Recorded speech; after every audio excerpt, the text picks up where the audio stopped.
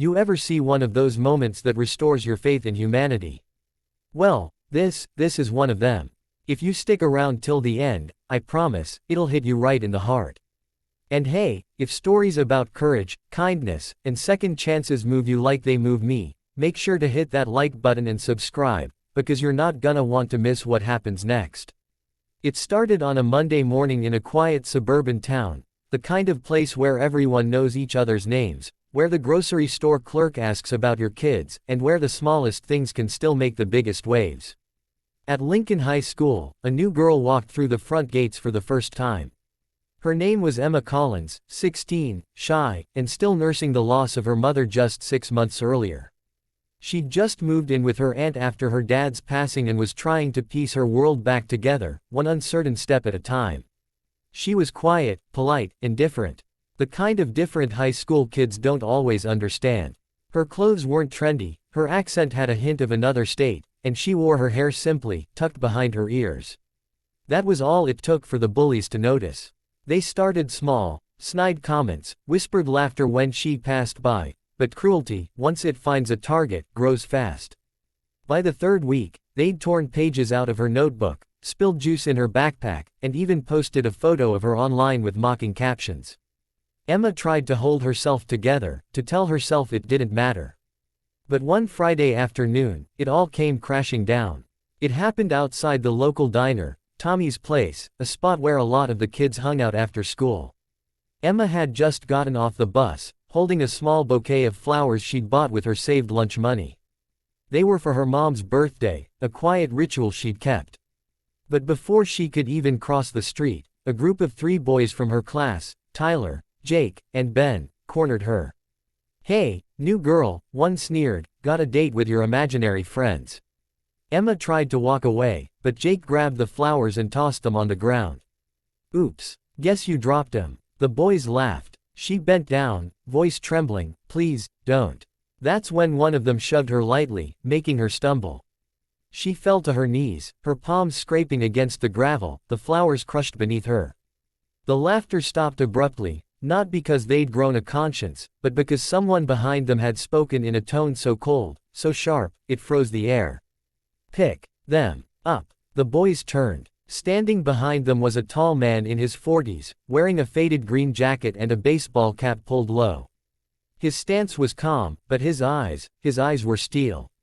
It was Jack Turner, a single dad, veteran of 2 tours overseas, and a man who'd seen more pain than he ever talked about. He ran a small auto repair shop down the street and was known for keeping to himself. The kids didn't know him, not really. But everyone in town respected him.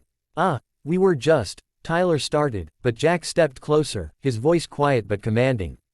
"I said pick them up. Now." The boys hesitated, then knelt quickly, gathering the crushed flowers with shaking hands. Jack crouched beside Emma, his tone softening instantly. "You okay, sweetheart?" She nodded, though tears streaked her dusty cheeks. He offered her a hand, helped her up, and brushed the dirt off her sleeves. "Don't mind them," he said gently. "They're just loud because they've never had to be brave." Something in his calm broke through her fear. Emma whispered a thank you, clutching the flowers close. The boys, sensing their escape, mumbled apologies and disappeared down the street. But Jack didn't let the moment end there. The next day, he walked into the school, straight into the principal's office, with Emma and her aunt. He didn't yell. He didn't threaten. He simply told the truth about what he'd seen and demanded that it be taken seriously. But more than that, he did something else, something the bullies never expected. He asked for a meeting with their parents. When everyone gathered in the school gym that following week, tension filled the air. The bullies fidgeted in their seats, their parents embarrassed, the teachers awkward. Jack stood in front of them, arms crossed, quiet for a moment before he spoke. "You know," he said, "I've seen people tear each other apart overseas. I've seen what fear and hate can do to a community. And I've learned one thing: cowardice doesn't start on the battlefield. It starts right here, when people think it's okay to hurt someone just because they're different." He turned his gaze to the boys, not with anger, but with something that cut deeper.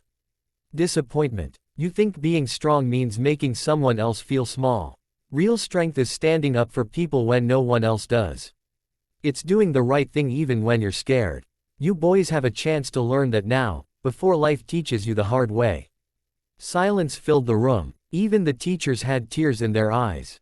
Emma sat at the back, trembling, but for the first time in months, she felt something new, safe. After that day, everything began to change.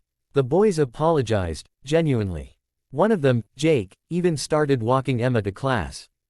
Jack checked in with her from time to time, making sure she was settling in. He became the kind of quiet guardian she didn't know she needed. Over time, Emma began to smile again. She joined the art club, made friends, and found her footing. And every year, on her mom's birthday, she'd visit that same diner, with fresh flowers in hand, and a seat across from her would always be saved for Jack. One day, years later, Emma would stand on a stage at her high school graduation. When she gave her speech, she mentioned him by name. "To the man who taught me what real strength looks like," she said, her voice steady, "thank you for reminding me that kindness can be just as powerful as courage." And Jack, sitting quietly in the back, cap still pulled low, just smiled, pride shining through the lines of a face that had seen too much, but never stopped believing in good. So if you're watching this right now, and you've ever wondered if standing up for someone really makes a difference, remember Jack and Emma. It does. It always does.